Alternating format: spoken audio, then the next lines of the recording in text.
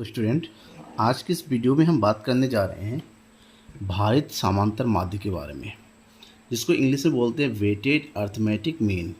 क्या होता है, कैसे कैलकुलेट करते हैं, इस पूरी वीडियो में विद एग्जांपल यानी कि क्वेश्चन को सॉल्व करते हुए इसकी कैलकुलेशन को आपको बताएंगे। ज़रूरत है कि आप पूरी वीडियो को देखिए लास्ट तक, और हाँ, स्किप ना करें, ज़्यादा से ज़्यादा शेयर करें अपने दोस्तों के बीच में। आप नए हैं, अभी तक सब्सक्राइब नहीं किया है चैनल को, ज़रूर सब्सक्राइब कर लीजिए। ठीक है ना, कि स्टैटिक्स के हर एक न्यूमेरिकल क्वेश्चंस जो इंपॉर्टेंट टॉपिक होता है आपके एग्जाम के लिए, वो सारे मैं बताऊंगा लगातार। ज़रूरत होगी कि आप बेल आइकन को दबा के रखें, जैसे वीडियो अपलोड करूंगा उसका नोटिफिकेशन आप तक मिल जाएगा। चलिए शुरू करते हैं। भारित समांतर माध्य, जैसे नॉर्मली आपने जो मीन निकाला होगा, ठीक है ना, वो क्या होता है, एक सामान्य मीन होता है, सिंपल सा होता है।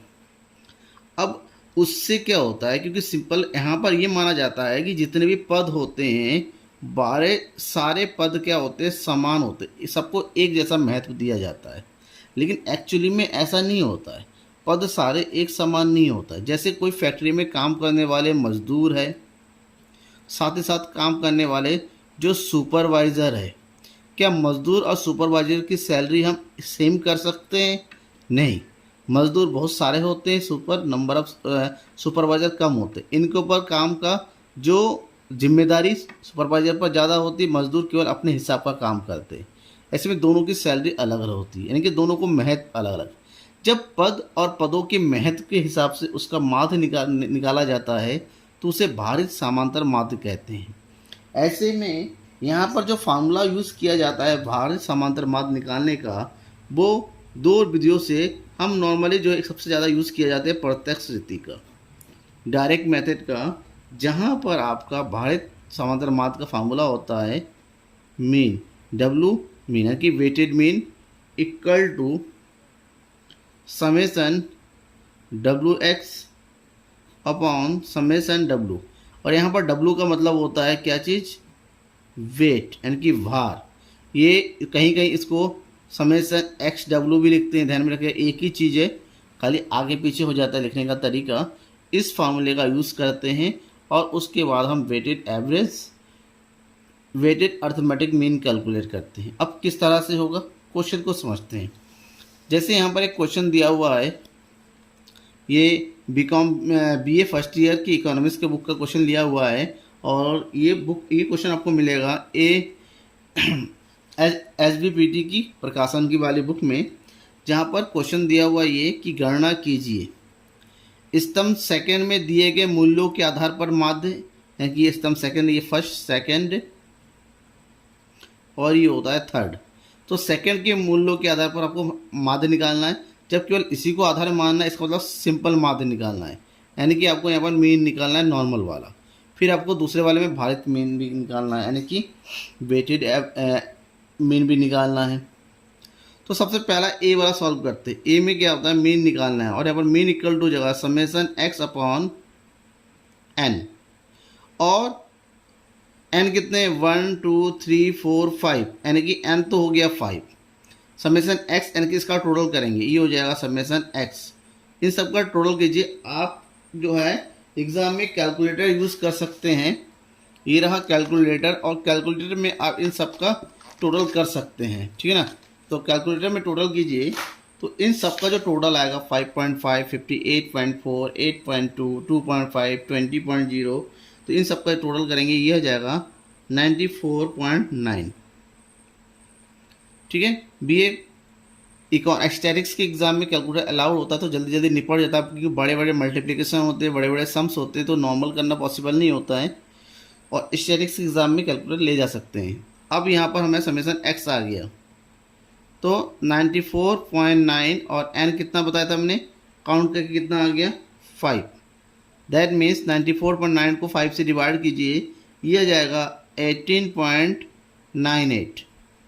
ये नॉर्मल मीन हो गया।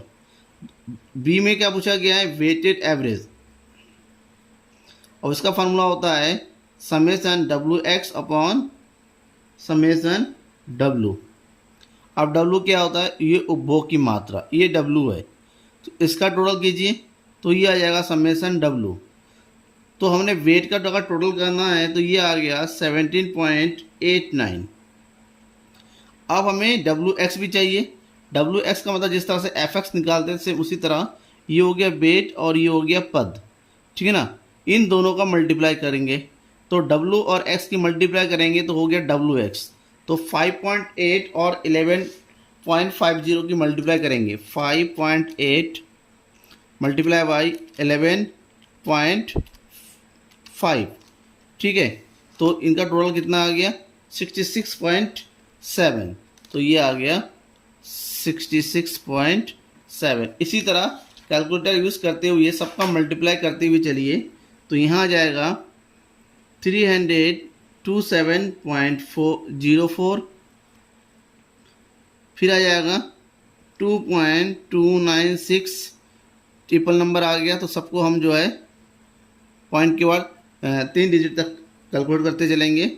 2.5 मल्टीप्लाई 0.16, इसका आ जाएगा 0.400 और लास्ट में 20 मल्टीप्लाई बाय 0.35, ये जाएगा 7.000। सबका टोटल कीजिए और टोटल करेंगे तो यह जाएगा summation W X equal to 403.436। ये आ गया product of weight and items, ठीक है। अब इसको उठा के फार्मूले में रखिए। फार्मूले आ जाएगा समेसन डब्ल्यू एक्स यानी कि 403.436 डिवाइडेड बाई 17.89 समेसन डब्ल्यू, ये हो गया। अब इससे इसको डिवाइड कीजिए, सेम वही नॉर्मली अब कैलकुलेटर यूज़ करेंगे तो 17.89 से डिवाइड कीजिए इसको, तो ये आंसर आ जाएगा आपका 22.55। ये आपका हो गया पहले एग्जाम्पल का आंसर, ठीक है ना। इजी लग रहा है ना, इजी ही होता है, हार्ड नहीं होता है। अब हम नेक्स्ट क्वेश्चन भी समझाते हैं आपको। अब कुछ क्वेश्चन इस तरह से दे रखे होते हैं वर्बल टाइप में, ठीक है। क्वेश्चन क्या है, एक व्यक्ति अपने मकान के 3 कमरों में कालीन बिछवाता है। 3 कमरे हैं। पहला कमरा है 15 मीटर गुणा 20 मीटर, 15 मीटर लंबा और 20 मीटर चौड़ा का है, उसमें 30 मीटर प्रति वर्ग किलोमीटर की दर से। एक और कमरा है दूसरा 12 गुणा 15 मीटर का है, उसमें 18 रुपये की दर से। तीसरा कमरा है 15 गुणा 15 का, उसमें 12 प्रति वर्ग मीटर की दर से कालीन बिछाता है। तो आपको औसत कीमत निकालना है कालीन का, क्या होगा। तो ये वर्बल क्वेश्चन है। सबसे पहले इसको टेबुलर फॉर्म में कन्वर्ट करेंगे। 3 कमरे हैं, तीनों कमरे की जो कालीन बिछाने की दर है उसको अलग अलग लिख दिया। और एरिया क्या है, पहले कमरे का है 15 गुणा 20, इन दोनों का मल्टीप्लाई कर दीजिए और एरिया कैलकुलेट कीजिए, कितना हो जाएगा 300 वर्ग मीटर। दूसरा कमरे का है 12 गुणा 15, तो ये आ जाएगा 180 वर्ग मीटर। और तीसरा कमरा है 15 गुणा 15 यानी कि 225। क्लियर। तो क्योंकि यहाँ पर आपको ये वेट है और ये एक्स हो गया, तो हम यूज़ करेंगे वेटेड एवरेज प्रॉफिट वाला, sorry weighted average arithmetic mean का। तो हो गया weighted arithmetic mean equal to summation W X upon summation W. तो ये डब्ल्यू है, इसका टोटल कीजिए। तो समेसन डब्ल्यू सबको टोटल करेंगे, ये हो गया 5 8 2 10 3 4 5 6 1 7 705। और नेक्स्ट हम मल्टीप्लाई करेंगे एक्स और डब्ल्यू का, तो एक्स डब्ल्यू एक्स आ जाएगा 30 गुणा 300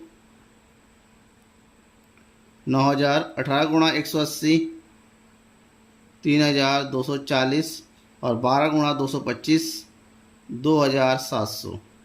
जोड़ दीजिए, ये जा समेसन डब्ल्यू एक्स बराबर 14940। क्लियर। और इसको उठा के फार्मूले में रखिए। तो ये हो गया 14940 भागा समेसन डब्ल्यू यानी कि 705। 705 इसको भाग करेंगे तो आपको आंसर मिलेगा 21.19। यही हमारा आंसर है। इसका मतलब ये हुआ, ये है, इसको लिखेंगे वर्ग प्रति वर्ग मीटर। इतने रुपए का खर्चा हो रहा है एक वर्ग प्रति वर्ग मीटर निकालने का एवरेज, तीनों कमरे का एवरेज हो गया, ठीक है ना। तो इस तरीके से क्वेश्चन को सॉल्व किया जाता है। कोई डाउट रह गया है तो मुझे कमेंट बॉक्स में कमेंट करके ज़रूर बताइएगा। Thank you everyone.